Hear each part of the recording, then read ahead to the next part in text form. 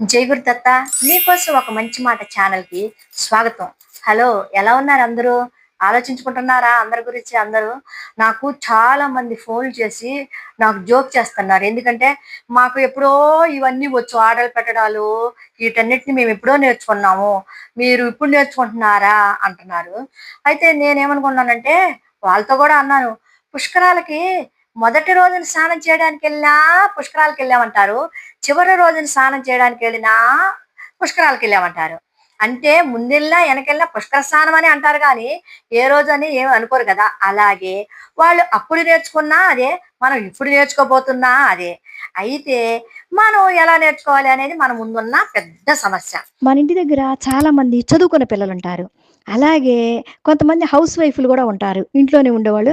వాళ్ళు ఎప్పుడు చూసినా గూగుల్‌కి దగ్గరగా, శాటిలైట్‌కి దగ్గరగా గూగుల్‌లోనే ఉంటారు. ఆ సెల్ పట్టుకొని తిప్పుతూ, తిప్పుతూ ఏమి ఆఫర్ పెడతారా? ఏది బుక్ చేద్దామా? ఏది ఆఫర్ పెడతారా? ఏది బుక్ చేద్దామా? అని చాలా యాంగ్జైటీ తోటి ఎప్పుడు సెల్‌తోనే ఉంటారు. వాళ్ళని మనం ఐడెంటిఫై చేయాలి. వాళ్ళని మనం ఐడెంటిఫై చేసి మనం యోగాకి, వాకింగ్‌కి, పార్కులకి అట్లా ఎళ్తూ ఉంటాం కదా! గ్రూప్‌గా.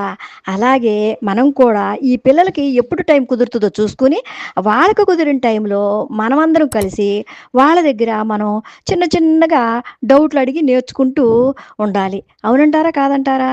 మీరేమనుకుంటున్నారు? చెప్పండి. నేనైతే ఇలా అనుకుంటున్నాను. కామెంట్ చేయండి ప్లీజ్.